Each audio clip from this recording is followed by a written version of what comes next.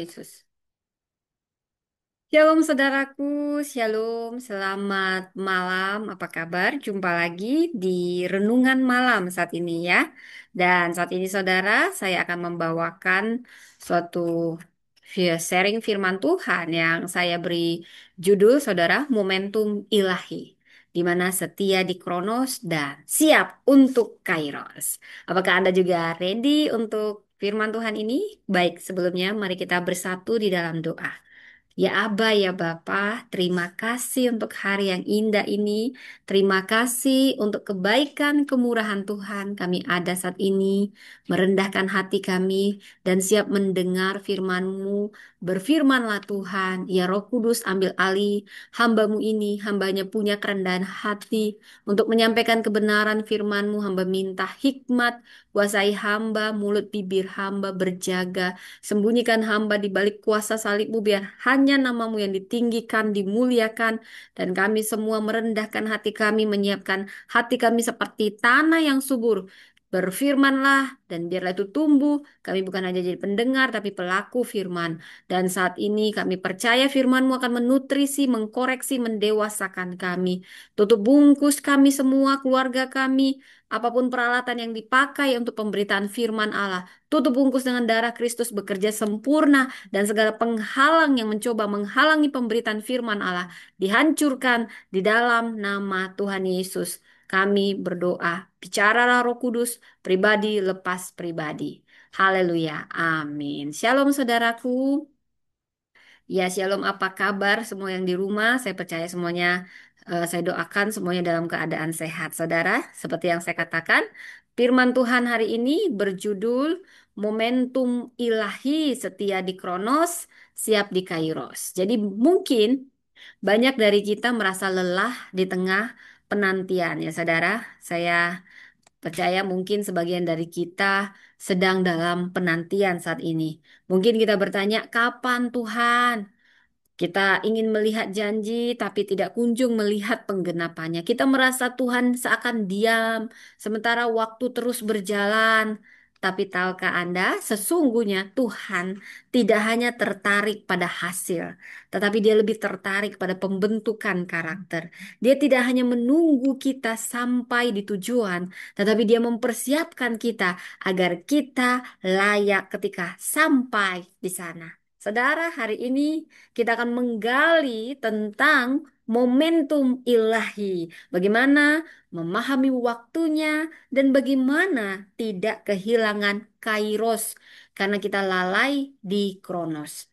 Tapi saudara, saya harus memberi pengertian-pengertian apa itu kronos, apa itu kairos, saya mau ulas sedikit ya saudara ya. Jadi secara harfiah, kronos adalah waktu kronologis.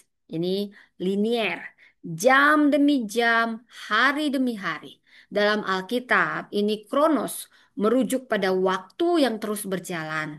Jadi urutan peristiwa sebagaimana biasanya kita alami pagi, siang, malam, minggu, bulan, tahun, ini adalah waktu harian, rutinitas, Peter Paul, dan masa menunggu yang sering membuat orang merasa jenuh. Nah, mungkin sudah berapa lama ya anak ini mengalami hal ini? Jawabnya sejak kecil. Nah, itu seperti di Alkitab. Jadi kronos itu di mana kita harus tetap setia, berbuah. Di sini karakter kita dibentuk. Ini waktu yang sering Tuhan gunakan untuk mempersiapkan kita untuk hal yang besar. Apa itu kairos? Secara harfiah itu appointed time, waktu yang tepat, momentum ilahi, waktu yang dipenuhi maksud khusus dari Tuhan. Dalam Alkitab, kairos adalah waktu yang ditetapkan Tuhan secara khusus, bukan sekedar kapan, tapi mengapa dan untuk apa. Ini adalah momen terobosan, perkenanan Tuhan turun, penggenapan janji atau saat pintu dibuka oleh Tuhan. Contohnya, waktu kairos telah genap, kerajaan Allah sudah dekat. Bertobatlah, percayalah kepada Injil. Markus 1 ayat 15. Ini artinya apa? Kairos adalah waktu penuaian, pembuktian, pengangkatan. Tetapi Kairos itu tidak datang tiba-tiba. Itu hanya datang pada mereka yang setia di Kronos. Kalau di Kronos siap, maka akan siap saat Kairos datang. Jadi, apa itu momentum ilahi? Itu adalah istilah modern dari Kairos. Itu menunjuk kepada saat di mana Tuhan bertindak secara nyata.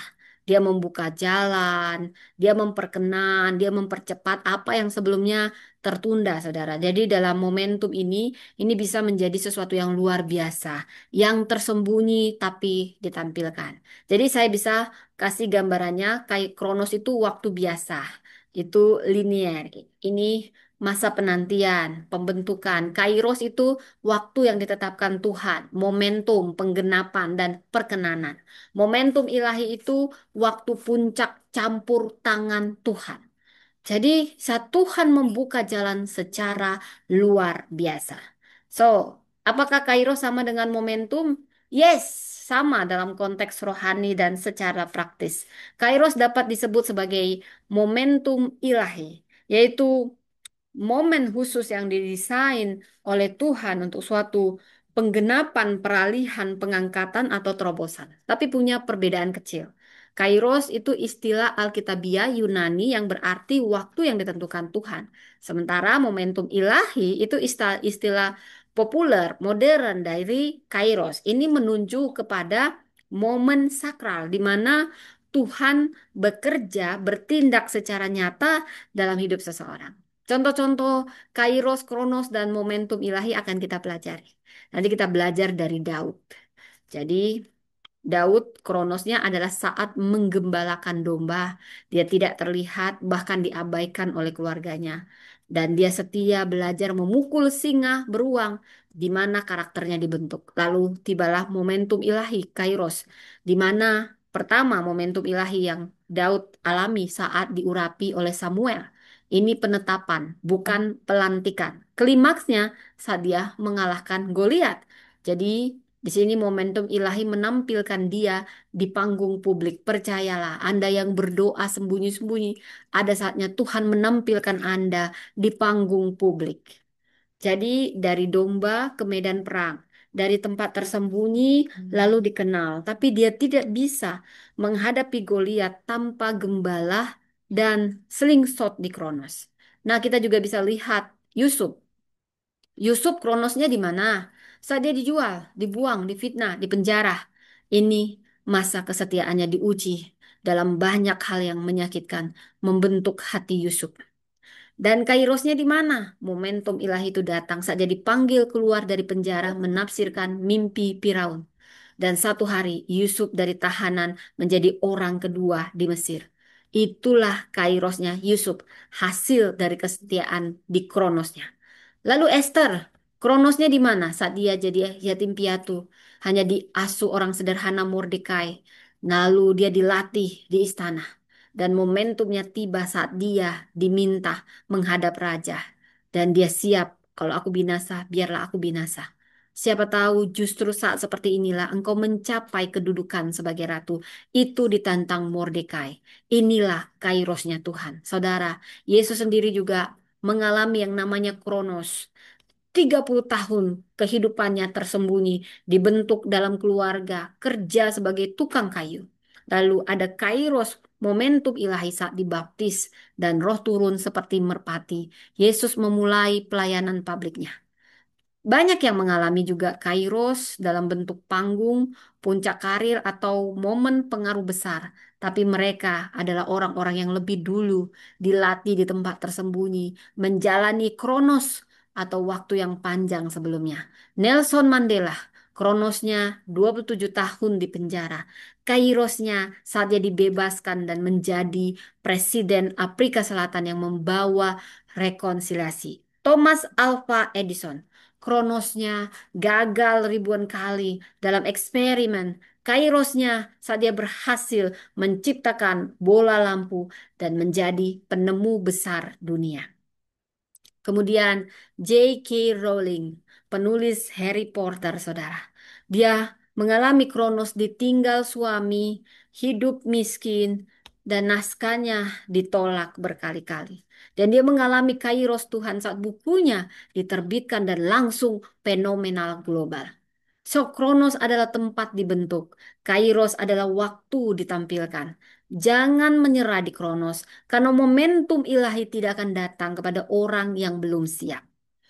Samuel mengambil tanduk yang berisi minyak dan mengurapi Daud di tengah saudaranya. Dan sejak hari itu berkuasalah roh Tuhan atas Daud. 1 Samuel 16 ayat 13. Saudara, kita mungkin sudah lama menanti.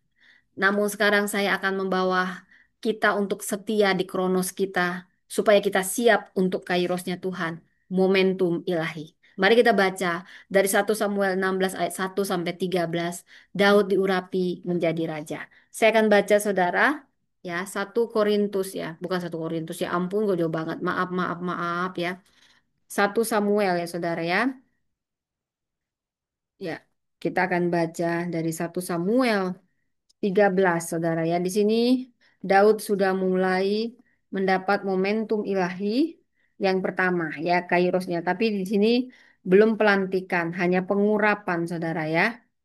1 Samuel 16 ayat 1 sampai 13. Samuel mengurapi Daud. Saya pakai terjemahan baru, saudara. Tuhan berfirman kepada Samuel, "Berapa lama lagi engkau berduka karena Saul? Padahal aku sendiri telah menolaknya sebagai raja atas Israel. Isilah tabung tandukmu dengan minyak dan pergilah. Aku mengutusmu kepada Isai orang Bethlehem, sebab aku telah memilih dari antara anak-anaknya seorang raja bagiku." Samuel berkata, "Bagaimana mungkin aku pergi jika Saul mendengar ia akan membunuhku?" Firman Tuhan, "Bawalah seekor lembu muda dan katakan, aku datang untuk mempersembahkan kurban kepada Tuhan. Undanglah Isai ke upacara kurban. Aku akan memberitahukan kepadamu apa yang harus kau lakukan. Urapilah bagiku orang yang akan kuberitahukan kepadamu." Samuel melakukan seperti yang difirmankan Tuhan. Setibanya ia di Bethlehem, tua-tua kota itu menemuinya dengan gemetar dan berkata, "Apakah kedatanganmu membawa damai?" Ia berkata, "Iya benar. Aku datang untuk mempersembahkan kurban kepada Tuhan. Kuduskanlah dirimu dan datanglah bersamaku ke upacara kurban." Kemudian dia menguduskan Isai dan anak-anaknya lelaki dan mengundang mereka ke upacara kurban. Ketika mereka datang, Samuel melihat Eliab. Lalu pikirnya, sungguh di hadapan Tuhan berdiri orang yang diurapinya. Tetapi Tuhan berfirman kepada Samuel, "Jangan pandang rupanya atau perawakannya yang tinggi, sebab aku telah menolaknya. Bukan seperti yang dilihat manusia, sebab manusia melihat apa yang di depan mata, tetapi Tuhan melihat hati." Lalu Isai memanggil Abinadab dan menyuruhnya lewat di hadapan Samuel. Tetapi Samuel berkata, "Orang ini pun tidak dipilih Tuhan." Kemudian Isai menyuruh Syama lewat, tetapi Samuel berkata, "Orang ini pun tidak dipilih Tuhan." Demikianlah Isai menyuruh ketujuh anaknya lewat di hadapan Samuel. Tetapi Samuel berkata kepada Isai, "Semuanya ini tidak dipilih Tuhan." Lalu Samuel berkata kepada Isai, "Inikah anakmu semuanya?" Jawabnya, "Masih ada yang bungsu, tetapi sedang menggembalakan kambing domba." Kata Samuel kepada Isai, "Suruhlah orang menjemput dia, sebab kita tidak akan duduk makan sebelum ia datang ke sini." Kemudian Isai menyuruh orang untuk menjemput dia. Maaf ya saudara, aku lagi apa mah? Jadi, ayo Paul, Paul, Paul, Paul, HP mama sini. Minta maaf HP-nya. Maaf ya saudara, saya sambil ngomong anak saudara. Anaknya mau saya suruh belajar dulu sama omanya. Peter, Peter, sama oma. Ayo Paul, belajar nanti sama oma. Suruhlah orang menjemput dia sebab kita tidak akan duduk makan sebelum ia datang ke sini. Kemudian, maaf ya saudara ya, anak saya lagi mau disuruh belajar. Paul Peter ya, maaf, namanya juga seorang ibu. Sabar, sabar, sabar ya. Oke, suruhlah orang menjemput dia sebab kita tidak akan duduk makan. Tutup lagi ya nak.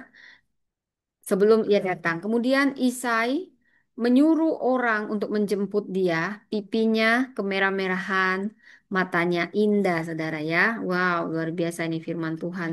Sangat memberkati saya tentunya ya. Kemudian, eh, bangkitlah, urapilah dia, sebab kita tidak urapilah dia, bangkitlah. Urapilah dia sebab inilah dia. Samuel mengambil tabung tanduk yang berisi minyak itu dan mengurapi Daud di antara saudara-saudaranya. Sejak hari itu dan seterusnya, Roh Tuhan menguasai Daud. Lalu berangkatlah Samuel menuju Ramah. Demikianlah firman Tuhan. Saudara, luar biasa firman Tuhan kisah Daud. Saudara saya pengagum Daud, saudara. Jadi Daud bukanlah pilihan manusia, tapi bahkan ayahnya menolaknya, mengeremehkannya, tidak menganggapnya cukup penting untuk dipanggil. Karena itu yang diperlihatkannya hanya abangnya. Dia dibiarkan di kambing domba. Dia anak yang tertolak sebenarnya, saudara. Kalau saya mendengar anak tertolak, saya tahu rasanya, ya, saudara ya. Tapi Tuhan melihat apa yang tidak dilihat manusia. Disinilah kita melihat kairos, momen di mana waktu Tuhan menyentuh waktu manusia. Namun setelah diurapi, Daud tidak langsung menjadi raja. Ia kembali, saudara, ke Padang. Aneh ya, saudara ya. Padahal udah diurapi, dia menggembala, ya. Nggak ada yang nyangka dia yang diurapi. Dia main kecapi untuk Saul. Dia melayani. Bahkan setelah diurapi, dia harus lari sembunyi padahal dia begitu baik sama Saul. Di sini Tuhan membentuk hati Daud. Kronosnya panjang. Kronos seperti yang tadi sudah saya jelasin secara harfiah yaitu waktu sekarang. Linier, jam, hari. Jadi itu waktu yang kita jalani seperti saat ini ya saudara. Itu namanya kronos ya. Saya mungkin tidak perlu ulang lagi saudara. Dan kronosnya cukup panjang saudara. Ini membentuk dia menjadi raja. Dan ini yang membuat dia layak untuk Kairos selanjutnya. Jadi ada tiga yang mau saya bagikan di sini. Momentum ilahi selalu diawali dengan masa pembentukan. Sekali lagi, momentum ilahi selalu diawali dengan masa pembentukan. Saudara yang terkasih, tahukah Anda, sebelum Tuhan memberi kita panggung, camkan baik-baik ini, Dia akan lebih dulu membentuk karakter kita, membentuk pribadi kita. Banyak orang rindu dipromosikan. Ada kairos Tuhan, ada momen ilahi di mana hidupnya berubah. Tetapi sedikit dari kita yang bersedia melewati kronos. Hari-hari di mana di dalam kehidupan kita Tuhan membentuk kita. Kita suka sorotan, panggung. Tetapi Tuhan sebenarnya suka bekerja dalam kesunyian. Kita menginginkan promosi, tapi Tuhan sebenarnya berbicara lebih keras saat Dia memproses kita. Tuhan tidak pernah terburu-buru. Dia setia menyiapkan kita satu langkah demi satu langkah. Kronos bisa kita sebut ladang persiapan. Ada dua jenis waktu yang tadi sudah saya jelaskan, Kronos dan Kairos. Kronos waktu biasa, Senin, Selasa, ya Januari, Februari, ya semua. Itu bicara rutinitas, kesibukan, kesunyian. Tapi justru di Kronos lah Tuhan bekerja dalam-dalam. Itulah masa pembentukan, saudara. Masa di mana Tuhan memurnikan karakter, menata hati, dan menumbuhkan ketaatan. Karena Tuhan tidak hanya peduli pada apa yang kita kerjakan. Dia lebih peduli siapa kita saat mengerjakannya. Karena itu setialah di hal kecil. Jangan kecewa kalau hari-hari kita tampak biasa. Jangan merasa ditinggalkan hanya karena kita belum terlihat. Karena sesungguhnya Tuhan sedang melihat. Ia melihat cara kita menyapu lantai meski belum jadi pemimpin. Tuhan melihat cara kita memperlakukan orang yang tidak bisa membalas. Tuhan juga melihat cara kita melayani saat tidak ada yang mengucap terima kasih. Yesus berkata, Barang siapa setia dalam perkara kecil, ia juga setia dalam perkara besar. Lukas 16 ayat 10. Jangan remehkan Kronos. Di sanalah Tuhan menguji hati kita. Saudara coba bayangkan seorang pemusik. Ia tidak langsung tampil di konser yang besar. Sebelum panggung ada ruang sunyi. Sebelum tepuk tangan ada latihan panjang. Mungkin dia hanya sendirian dengan alat musiknya. Mungkin jari-jarinya berdarah. Tapi dia terus berlatih. Tidak ada penonton, tidak ada sorotan. Tapi disitulah kesetiaannya ditempa. Karena seorang pemusik yang gagal di ruang latihan akan gugup di panggung besar. Demikian juga dengan kita, saudara. Kalau kita tidak setia dalam hal-hal tersembunyi, kita akan rapuh di hadapan sorotan. Daud, dia setia kala dia mengalahkan singa sehingga dia bisa mengalahkan Goliat. Kita mungkin banyak kagum sama Daud yang mengalahkan Goliat, tapi kita lupa kalau kemenangan itu bukan kebetulan, saudara. Daud melawan Goliat sesudah dia belajar melawan singa dan beruang. Saat orang lain memandang remeh padang gembalaan, Daud melihatnya sebagai tempat latihan iman. Bayangkan, dia hanya sendirian dengan seruling dan dombanya. Daud tidak tahu bahwa kesetiaannya di padang Tuhan lihat sebagai persiapan untuk panggung kerajaan. Jika Daud lalai di padang, ia akan gagal di Kairos.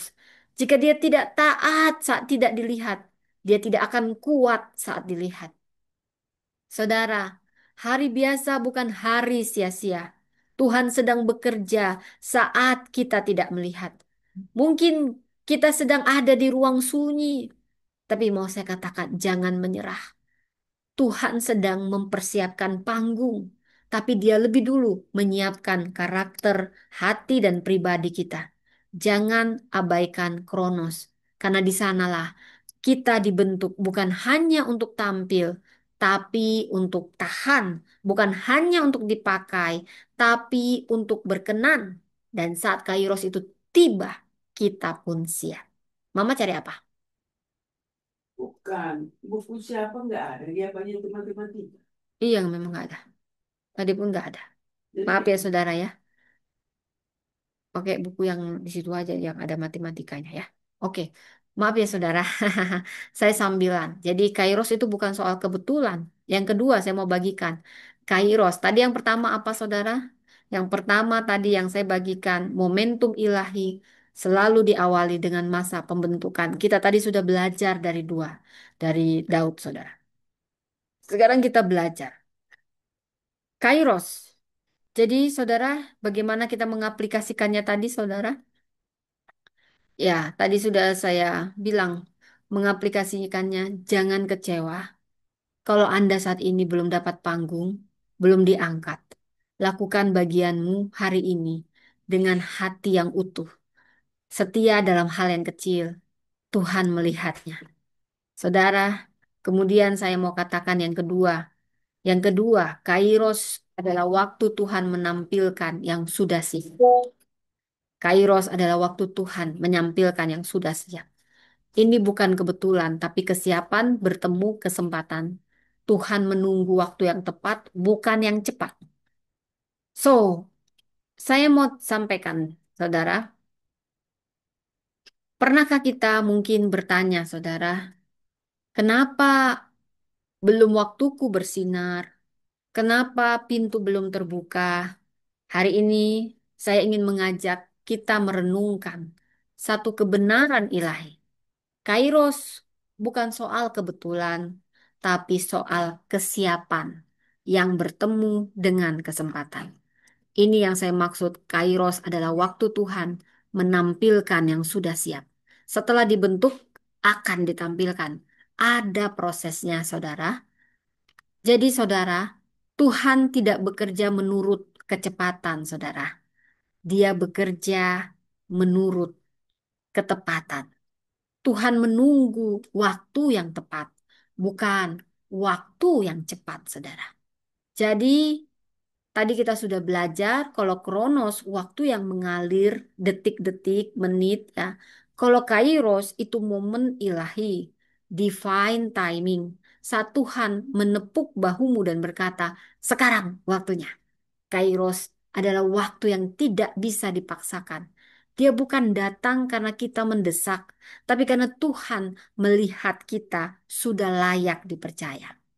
Jadi bagaimana kita harus belajar, bagaimana kita mengaplikasinya Kairos Tuhan ini? Belajar mengenali waktu Tuhan. Tantangannya adalah mengenali waktu Tuhan gimana.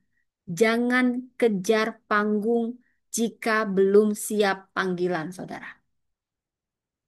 Jangan paksa pembukaan jika belum matang. Kadang kita iri pada orang lain yang sudah terlihat. Padahal Tuhan sedang menjaga kita dari sorotan yang bisa membakar kita terlalu cepat. Panggilan tanpa pembentukan hanya akan membuat kita jatuh dalam tekanan. Tapi panggilan yang lahir dari proses akan membuat kita bertahan dalam pertempuran. Wow, ya saudara ini enak sekali membacanya, saudara saya suka sekali. Panggilan tanpa pembentukan hanya membuat kita jatuh dalam tekanan. Saudara, saya mau kasih analogi pesawat dan badai. Bayangkan sebuah pesawat, ia tidak bisa seenaknya lepas landas. Ada hal yang harus dipastikan. Cuaca harus cerah, mesin harus diuji, jalur landasan harus dibersihkan. Jika pesawat dipaksa terbang saat badai, itu bukan keberanian, namanya itu kebodohan. Demikian juga kita. Tuhan bukan hanya ingin kita lepas landas, Dia ingin kita mendarat dengan selamat. Mari kita belajar dari Yusuf dan proses panjang yang harus Yusuf lalui menuju kairosnya Tuhan. Mari kita lihat hidupnya. Mimpi dari Tuhan dia dapatkan sejak muda. Bintang-bintang tunduk padanya. Tapi apa yang terjadi sesudah mimpi itu? Ia jatuh ke dalam sumur oleh saudaranya. Dia dijual sebagai budak ke rumah Potifar. Dituduh, dijebloskan, difitnah, masuk penjara. Dimanfaatkan dan dilupakan oleh orang yang pernah dia tolong. Apes banget ya saudara ya. Tapi itu bukan kegagalan, itu proses. Suatu pembentukan hati. Dan akhirnya Kairos itu datang. Firaun memanggil. Yusuf ditarik dari penjara. Disiapkan dan dalam 1 hari dia naik menjadi penguasa Mesir. Tapi jangan sampai kita lupa proses dia. Dia setia di setiap musim kehidupannya. Kalau saja Yusuf berontak di rumah Potifar, atau dia menjadi pahit di penjara, mungkin dia tidak akan siap berdiri di hadapan Firaun. Saudara, mungkin saat ini kau sedang ada di sumur, sumur yang gelap dan dingin. Setelah kau dapat janji itu dari Tuhan, kau malah punya banyak masalah. Kau masih menanti di penjara yang gelap. Tapi ketahuilah orang bisa lupa, Tuhan tidak pernah lupa. Kairosnya akan datang pada waktunya. Tapi pastikan saatnya tiba, kita pun sudah siap berdiri. Hari ini latih dirimu, bangun imanmu, matangkan karaktermu. Karena Kairos tidak akan menunggu persiapan yang setengah hati. Dan saat Tuhan berkata, sekarang waktunya, maka kita akan tahu seluruh proses itu tidak ada yang sia-sia. Jadi, yang mau saya katakan, yang kedua, Kairos, Tuhan akan tiba di mana Tuhan akan menampilkan hanya mereka yang sudah siap. Maka, latih diri untuk mengenali Kairos Tuhan. Jangan kejar panggung kalau belum siap. Jangan paksa pembukaan kalau belum matang. Itu yang kedua. Jadi yang ketiga, saudara, kita akan belajar. Saya mau mengatakan yang ketiga adalah kesetiaan di Kronos. Ini menentukan keberhasilan di Kairos. Kairos Tuhan akan datang. Kronos ada, Kairos ada. Kairos ada, tapi lebih dulu kita dibentuk di Kronos. Dan orang yang hanya setia di Kronos lah yang akan berhasil di Kairos. Tuhan memberkati bukan hanya karena janji, tapi karena hati yang taat dalam proses. Dan Kronos adalah ujian yang memurnikan. Saudara, kesetiaan di Kronos akan menentukan keberhasilan kita di Kairos. Pernah mungkin Anda merasa hidup ini jalan di tempat, ya, saya pernah. Pelayanan dijalani, tapi tidak ada yang memuji, bahkan tidak ada yang membayar. Doa dinaikkan, tapi langit seolah diam, saudara. Janji Tuhan diimani, tapi kenyataannya belum berubah. Hari ini Tuhan ingin berkata kepada kita, kesetiaanmu di Kronos dalam waktu harian yang sepi tidak terlihat. Itu adalah jalan menuju keberhasilanmu di Kairos. Tuhan tidak hanya mencari yang berbakat, saudara, tapi yang bertahan. Percayalah, bukan hanya yang cepat maju, tapi yang kuat bertumbuh dalam iman, saudara. Kronos adalah ujian yang memurnikan.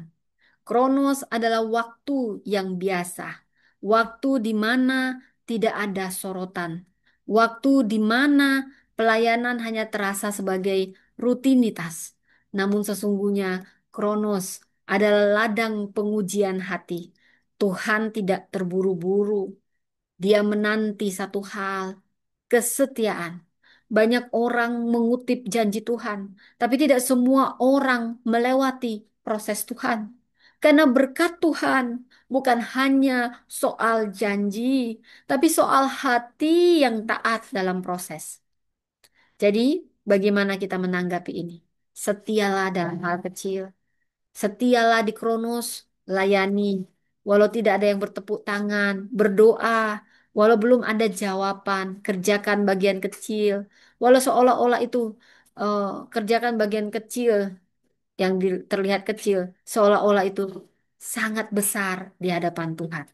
Karena kita tidak tahu, mungkin yang kita kerjakan hari ini adalah syarat untuk Kairos besok. Tuhan tidak pernah melupakan. Dia sedang memurnikan. Seperti emas tidak menjadi berharga karena bentuknya, tapi karena proses pemurniannya. Sorry ya, saudara. Ini kenapa bolak-balik bolak-balik dari tadi? Hah? Ya sudah, sudah. Paul, Paul. Kamu pun dulu tenang. Sini aja dulu. Sebentar lagi ya, saudara. Maaf ya anakku ya. Paul, Paul sini sama mama kalau nggak. Lihatlah kisah Esther. Ini anak saya. Nih. Siapa namanya? Paul. Paul nanti jadi pendeta. Mau jadi dokter atau jadi pendeta? Oh, jadi pendeta. Sini mama doakan. Ini anak saya, saudara, nanti doakan dia jadi pendeta, jadi pembicara, jadi asisten mama dulu nanti gantiin mama ya, cepat besar ya. Baik. Sekarang duduk tenang, mama lagi direkam di YouTube. Halo teman-teman YouTube, bilang. Mamaku berkhotbah. Mamaku berkhotbah. Aku doakan. Doakan. Doakan aku jadi pendeta. Pendeta. Haleluya. Haleluya. Amin. Amin. Kronosmu setia dalam kronos, kairos Tuhan akan tiba atas anak, atasmu anak. Setialah dalam pembentukanmu di kronos di dalam nama Yesus. Mama mau khotbah lagi ya. Itu anakku si Peter, saudara. Itu anak saya yang kedua. Mereka akan jadi, "Shh, Mama lagi khotbah ya. Sorry ya saudara ada suara-suara, tapi saya mau realistis mereka pelayanan saya. Jadi, jangan anak baik dah. Sana ya, karya nak ya. Saat emas dimasukkan ke dalam api ya, saya mau tadi emas tidak berharga karena bentuk. Saya juga malas pakai emas-emas buatan aja saudara kan tetap aja warnanya emas ya saudara. Ya, tapi sebenarnya karena proses pemurniannya ini nggak emas saudara ya, ini cuma emas-emasan saudara ya. Yang penting gaya gitu ya saudara ya. Nah, saat emas dimasukkan ke dalam api, ia tidak dihancurkan tapi dimurnikan hingga semua kotoran lenyap dan nilai sejatinya tampak. Begitu juga kita, saudara. Api proses di Kronos bukan untuk membinasakan kita. Percaya, Tuhan akan mengangkat nilai kehidupan kita di hadapannya. Saya ingat bagaimana Esther, saudara. Saya banyak diberkati dari kisah Esther, saudara. Saya mengagumi dia sebagai seorang perempuan yang Tuhan pakai. Esther tidak pernah langsung tampil di hadapan Raja Ahasiweros. Psst, psst. Selama 12 bulan dia dipersiapkan. Psst, Paul, anak baik. Duduk tenang. 6 bulan dia dimandikan dengan minyak mur. 6 bulan dengan minyak rempah dan wangi-wangian. Semua dilakukan dalam diam, dalam kronos, tanpa tahu kapan gilirannya tiba. Namun ketika Kairos datang, dalam 1 hari, Esther dipanggil ke hadapan raja. Dalam sekejap, dia menemukan perkenanan. Dan melalui dia, seluruh bangsa Yahudi diselamatkan. Saudara, Kairosnya hanya 1 hari, tapi kronosnya setahun penuh. Apa yang terjadi kalau Esther nggak sabar? Apa yang terjadi kalau Esther malas mempersiapkan diri? Karena merasa waktunya terlalu lama. Tuhan tahu waktu yang tepat. Yang Tuhan minta dari kita hanya satu hal, tetap setia dalam proses. Hari ini mungkin engkau belum terlihat. Engkau seperti Esther dalam kamar persiapan. Engkau seperti emas dalam tungku api. Tapi Tuhan berkata, aku melihatmu. Aku memurnikanmu. Aku sedang menyiapkan waktumu. Jangan menyerah di tengah jalan. Karena keberhasilanmu di Kairos akan sangat ditentukan oleh kesetiaanmu di Kronos. Jangan iri pada panggung orang lain. Karena Tuhan sedang menulis waktumu sendiri. Dan saat waktumu tiba, dunia akan tahu orang yang setia di ruang tersembunyi akan dimenangkan di medan terbuka. Tetap setia. Tuhan sedang bekerja dalam diam, dalam-dalam. Jangan menyerah di Kronos karena Kairos sedang disiapkan. Tuhan tidak pernah terburu-buru, tetapi dia selalu tepat waktu. Saudara, mungkin kau berada dalam ruang tunggu, merasa tertunda, tersembunyi, dilupakan. Tapi ketahuilah, Tuhan bekerja dalam diam, seringkali bekerja di balik layar. Dia sedang meminta waktu, membentuk karakter, dan menyiapkan momentum ilahi. Jangan paksa pintu itu terbuka, biarkan Tuhan yang membuka pada waktunya. Tetaplah setia, tetaplah berlatih, tetaplah mempersiapkan diri, tetaplah percaya, tetaplah murni, karena Kairos Tuhan pasti datang, dan engkau tahu bahwa semua lukamu di Kronos tidak akan sia-sia. Bangkitlah dan urapilah dia, sebab inilah dia. Itulah yang kita tangkap untuk Kairosnya Tuhan yang akan tiba buat kita semua. 1 Samuel 16 ayat 12, saya berdoa saudara, bangkitlah. Tuhan akan berkata kepada utusannya, bangkitlah dan urapilah dia, sebab inilah dia.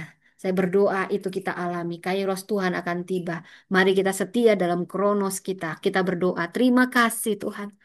Engkau membentuk kami di tempat tersembunyi. Kami berlatih dalam senyap. Kami mau setia. Mungkin tidak ada panggung saat ini. Tidak ada tepuk tangan Tuhan. Bahkan kami merasa seperti dilupakan.